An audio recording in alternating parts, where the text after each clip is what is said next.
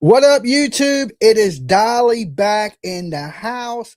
And usually we cover missing kids and kidnappings. So this falls right under our category, the kidnapping of Nicolas Maduro. Allegedly, he is the president of Venezuela. Okay, some people say he's not even the president, but some people say he is the president. And of course, he has been extracted is the word we're going to use because kidnapping, some people in his country may say he was kidnapped, but we're just going to say we're borrowing Mr. Nicholas for a little bit. Okay. We're just borrowing him and just to making sure that he's, answers for his crimes of basically drug trafficking, not trying to shut down the drugs. And we have him here in the studio with us today. Okay. We extracted him from Venezuela and we brought him all the way here to the Dolly studios. But first, listen, I'm going to need you to leave your DNA and your fingerprints just in case you go missing like Maduro and somebody, Black Hawk helicopters come in and snatch you in the night. Dolly got to come rescue you. I got Nicholas. I got him. I got him back from Trump. I said, Trump, let me hold on to him. I'll make sure Venezuela don't get him back till he stands federal trial in New York. Okay. Until he stands for these narco charges and not stopping the drugs that have been flowing into our country and killing thousands and thousands of citizens a year because this man is aiding and abetting these people that are smuggling drugs into our country. Now, other people out here, you may have a little bit of conspiracy to you. And I can understand that conspiracy people are running wild right now. Okay. They're saying, hey, Dolly, this is over oil. This is over Venezuela has their own resources and they don't buy from the global elite. And we want to take these people our power so we can hit them with the World Bank. Okay? I know what you're thinking out there. Dolly knows. Trust me. I watch conspiracy stuff all the time. But today, we're just going to stick to the facts of what is going on and what actually transpired. Now, everybody thinks this started just the other night. It hasn't. This attack on Venezuela to grab this guy started over 4 months ago. Okay. They actually had black ops soldiers on the ground watching his every move. Okay. His daily routine of what he was doing. And they were trying to locate where he would be at so they knew when to strike. Okay. Now he would move around each night and stay in different locations, which was making it hard to pin him down. So they had soldiers on the ground spying, also drones that were monitoring everything he did. Now, these drones fly so high in the sky, we can't even see them, right? They can't even see them. They fly above radar. And so they never even knew they were being watched. Not only that, America launched a cyber attack against Venezuela that some of you guys may not know about. They inserted malware into their computers so when they decided to raid, they could shut the power off. So it made it hard for them to communicate to get him out of there or get him to his bunker that is concreted and it is a steel barricaded cage that, to keep people out. But America knew this. They knew everything because, we have spies everywhere. Hold on, my producer's walking in. Sorry, I'm just getting ready to leave, but I wanted to tell you there's a couple people in chat that have family members that are from Venezuela, and they're saying their family members were so happy they stayed up all night crying and they're like ecstatic that he's gone. That he's gone, yes. Yeah, it's mixed signals right now in Venezuela. Some people are celebrating that this man is our power, but yet the people around him have just taken over. So it's like basically chopping the head off a snake. Once you chop the head off, somebody else takes power. Sometimes the person that takes power next is worse than the person that had power before them. So like I was saying, America had plotted this months and months ago. I think the issue from Venezuela that I saw from people there were that they were mostly happy, but the power people are upset that now US is saying they're holding the power until they can gather someone else. Yeah, they're playing the national anthem right now, American national anthem in Venezuela. Venezuela, you are now US citizens, okay? You are now US citizens. That's what it appears like to me. This is something we never see happen. In all my days of being alive, I have never seen them go into a communist country and kidnap or abstract the leader of that country, okay, or so-called leader. How, there's a lot of controversy over that. And, basically they're saying that this is over him not putting his foot down, him not trying to stop the drug trafficking that is coming into our country. Like I said, he did try to flee into his bunker. America even brought torches to cut into the bunker, and they were on a warship right outside the coast of Venezuela. This is where this all started. They took the helicopters from the warship and flew in. They flew 100 miles above the water, real low, and 100 feet above the water. And that way they were able to fly under radar. So they flew into Venezuela 10 miles getting shot at. Matter of fact, one helicopter was hit, but it wasn't disabled. It was able to continue the mission. Now, just like in Osama bin Laden, remember they built a compound and they had practiced raiding this compound. So come to find out, Delta Force, last time it was SEAL Team 6, this time it was Delta Force. Delta Force had built a mock building to match that building, and they kept practicing raids on it, right? So, like I said, they even brought torches. They brought chop saws. No matter what he did, and explosive, they were going to blow the concrete up, cut through the metal, grab him, and drag him out. But it happened so fast, and they disrupted communications so bad that they didn't have time to get his bunker door shut. So the bunker door was open, and they were able to grab him in bed, drag him out, put him on a helicopter, fly him back to the warship, then from the warship, of course, to New York, where he will stand trial in federal court. Now, I'm going to pull up some videos so you can hear what he's charged with, how this all went down, because a lot of people are still confused today, because we heard about it yesterday and everybody was like, what is going on, right? What has happened? Even me, I was in the airport when I got the call that said, hey, we just kidnapped the Venezuelan president. Now, before you get on a plane, you don't want to hear that. Okay, you don't want to hear that there's global tension when you getting on an airplane. It just ain't one of those things you want to hear, because I'm thinking, well, damn, I hope there ain't no mad Venezuelans, around here that may want to do something to retaliate at the U.S. But so far, it seems like the majority of the people didn't want him there anyway. And the people that do, the president is talking about taking more people from Venezuela. Now, the attack, we got some weapons like I've never seen. It looked like they basically carpet bombed the base. And basically what they were doing is they were taking out any armored vehicles first, just in case they were trying to shoot at the helicopters. Now, these helicopters have some advanced technology where they release flares that you can't see with your eyes, but the missiles, it'll misdirect the missiles. Technology is getting crazy in America. America got some badass weapons. We got some badass weapons, but you got to remember, Venezuela, they're allies with China.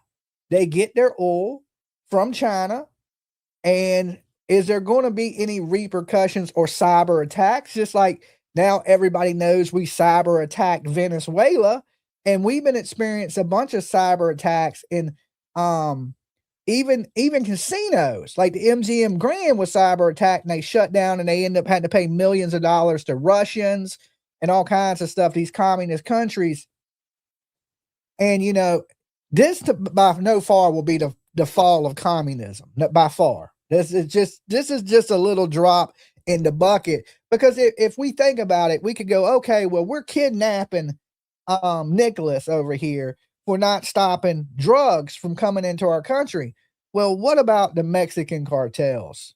What about all the drugs that are flowing through our southern border that we can't stop right here? You know, so this is where conspiracy people are going to go crazy. They're going to say, okay, well, this is a global thing. This has to do with the sale of oil. This has to do with a blow to China, hurting finances to China because these people rely on this Chinese oil and different things. You can believe the conspiracy channels right now, they're dancing. They're dancing. They're like, yeah, baby, plays are coming. Plays are coming. And, you know, I will enjoy that. I watch it for entertainment, you know, but, you know, you never know. It could be some big conspiracy, or it could just be, hey, we don't want these drugs in here. We've told you, we've planned this. We executed the plan flawlessly.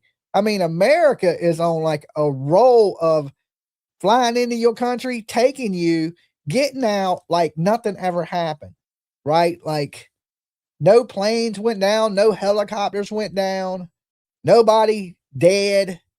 And then boom, we got you, and you were doing the damn perp walk. Once a president, now you're doing the absolute perp walk. Now I want to share this video with y'all. Put a little playlist together that goes over everything, that explains everything to you guys. So if you're not like a big political person like me, this will make it easy for all of us to understand. Okay. So let me share this video right here. Been following this. You've been looking at all of these charges because they were unsealed earlier today. These are charges that go back to 2020, but now we also have a superseding indictment. We do, and it charges not only Maduro, but also his wife and son, Gio, with sitting atop a narco-terrorism conspiracy that federal prosecutors here in New York allege put tons of cocaine onto American streets. While now, you know, the prices of Colombian Bam Bam just went way the hell up. Okay. So if you think you're going out clubbing and dancing and it's going to be cheap, oh, hell no. You paying triple now. You paying triple. So just say no, kids. Or if you saying yes, you're going to be paying way more. Okay. You're going to be paying what the prices just skyrocketed. All right. So drug dealers are dancing too. They're like, yeah, baby. Yeah. Because the prices went way up. So, but listen, these drugs are killing so many people in our country. So many people. Like something has to be done. You know, we before I get back to this video, we always heard the war on drugs, right? We always heard that. The war on drugs, the war on drugs. But you know what I never seen to now? A war on drugs. I never seen it. I heard it. It sounded good when, you know, politicians would say it. The war on drugs, the war on drugs. Now, when they, you know, they have these cigar boats that smuggle cocaine into our country, and we seen a stealth bomber fly over it and blow the whole damn boat up, and people jumped in the water, and then Trump sent the plane back to blow up the survivors in the water.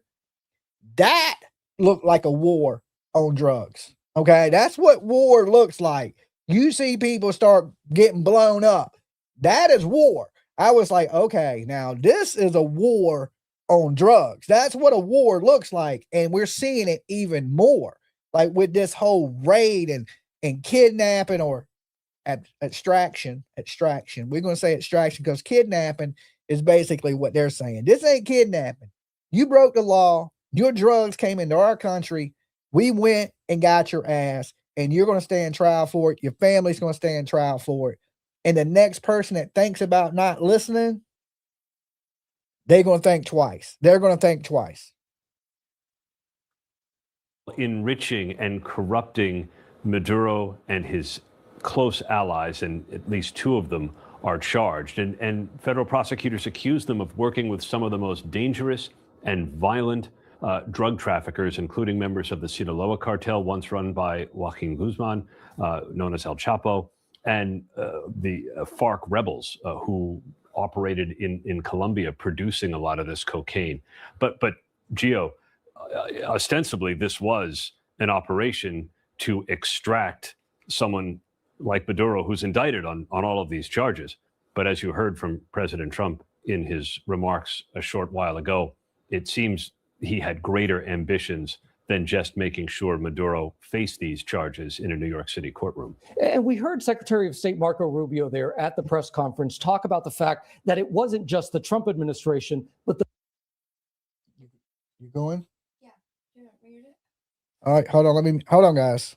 The Biden administration also had Maduro on a wanted list. Well, he had been facing these charges since 2020. They've been expanded now. The timeline has caught up to the present day, according to the superseding indictment. So he had been wanted in the United States at least since 2020. Secretary Rubio said it was under President Trump's direction where the U.S. military was finally able to go in and get him. And he said that should send a message to others who may be likewise. Guys, now I want to tell y'all, some of y'all are saying here, Dolly, you're wrong. It's not about these drugs at all. It's about oil. Okay. That may be the case, and we'll leave that to the conspiracy channels. I just report the actual what's being stated. Okay. Now, you may absolutely be right out here that there's more to it than what we're seeing in the news, and the news is a bunch of propaganda, right? You may be right on that. I'm not arguing that point. I'm just telling you what we are being told here. Okay. So I don't think I don't keep an open mind to everything. I absolutely do. Right. But we got to report what's being reported. I'm not a conspiracy channel. Not that it's even a conspiracy. It may be fact. Okay. It may be fact. But this is not the place for that. Now in the chat, you can have your opinions, guys, but don't think I'm uninformed or I don't keep an eye on all of it. Okay. China buys oil from Venezuela. Okay. Well, I may be right. Now listen, I ain't the most political person in the world. All right. I cover kidnappings. Okay. Or extractions. Now, extractions. When we grab you and take you, sometimes I may cover a little bit of that. All right. So let's get back to it. And now, like I said, according to the federal government that's prosecuting this case, this is a case over narco drugs. Okay. That's what's being reported in the mainstream media. Conspiracy, terrorism, narco, not stopping these drug dealers from flooding cocaine into this country. Okay. I mean, don't be mad at me.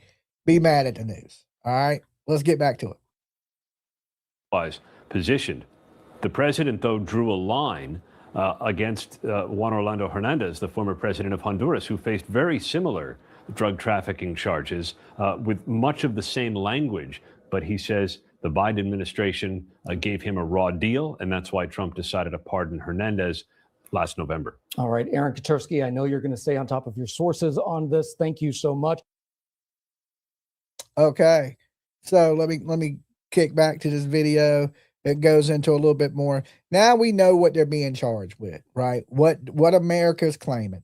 We're claiming he violated our U.S. Drug Act. Okay, that drug act is in place to stop people from smuggling drugs into our country. And people act like this Colombian Bam Bam don't kill people. It absolutely does. A lot of these drugs that are coming into this country, they're getting cut with that big F, terrible things. And of course, lots of people are dying from these drugs. And now I know certain people are going to feel a certain way, but if you have a child out here that has died from this, I think you would be celebrating this man's arrest. Okay. You would be celebrating it.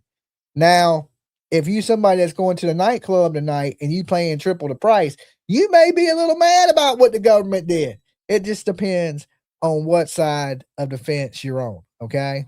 Trump administration officials are giving some details about the U.S. military operation that led to the arrest of Venezuelan President Nicolas Maduro. President Donald Trump says U.S. troops had been practicing on a replica building of Maduro's presidential compound in Caracas.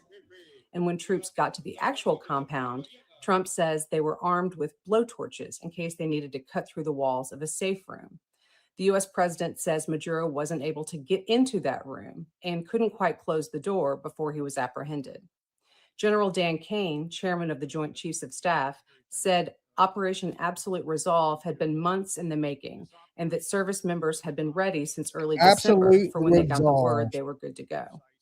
Kane says that more than 150 U.S. aircraft were flown in from across the Western Hemisphere and that the operation began shortly after Trump gave the go-ahead late Friday night. Earlier on Saturday, Trump posted a picture of what he said Look at was that. Maduro on board a U.S. warship that would be on its way to New York, They got him where the blindfolded, Venezuelan leader everything. and his wife are set to face criminal indictments on drug charges.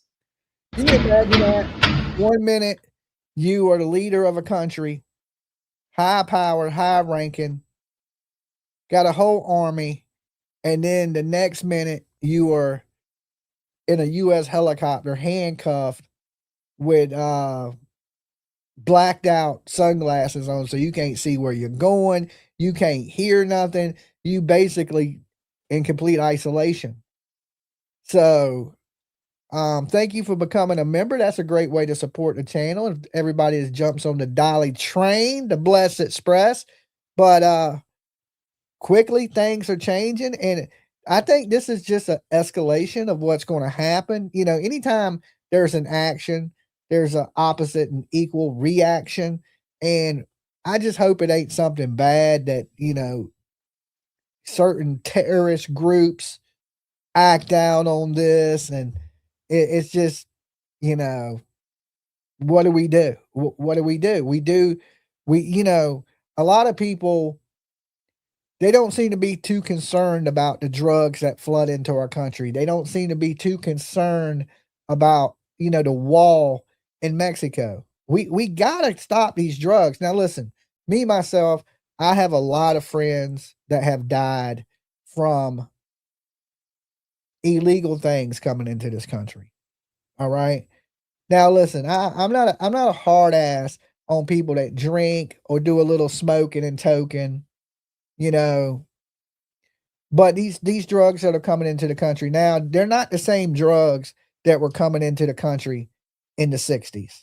Okay, they're mixed with deadly synthetic drugs, okay, that are basically coming from China. China is shipping all that big F. I don't even want to say the word, but y'all know what it is, right? Just a little bit of it'll kill you. And there's two. There's one that's even stronger than that. And we're seeing people die on the streets in America left and right. I remember in 1 weekend alone here, there was 17 people that OD'd and died right here on our man. It's just a bad batch of stuff came through, and everybody that got it died. I mean, I don't even think nobody survived it. Everybody that took it died. And like I said, they're mixing these things. They're sending it down to our borders. The cartels are putting it in their drugs to make these drugs stronger. And then, of course, they're flooding it into our country, and it sells on the street. It's cheaper to buy drugs than it is a gallon of milk in our country. And we're seeing people die by the dozens. We got to be strong on our border, especially our southern border, and these countries that are shipping these deadly things into here. And then all that money is flooding back to their countries. They need to pay the price for it. Okay. Now, does this have anything to do with that? You might say, Dolly, it don't got nothing to do with that. But even if it don't, these things still need to happen to keep our loved ones alive. Now, I know where there's a demand, there's always going to be a supply. Always. Can we stop it? No, there'll always be a way that people get these drugs into our country. But can we slow it down and save some lives? Absolutely. Absolutely, we can.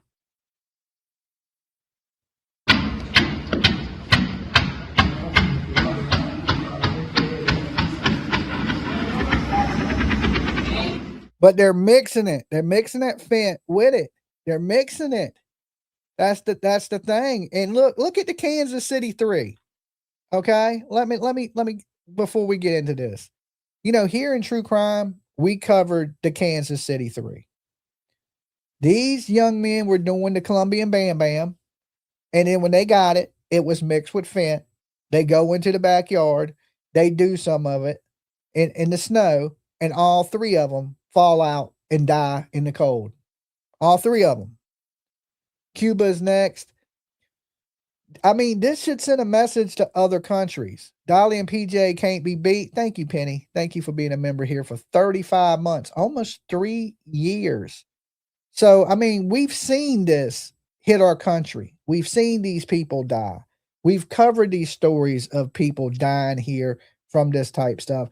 This, like I said, this is a drop in a bucket. Is this going to stop everything? No. Does it put a little damper in what they're doing? Yes. So I say the more you stop coming into this country, the more you see these boats blow up in the water and there's no mercy for the people on the boats. And people are like, wow, the president just killing people. Well, them people are killing people.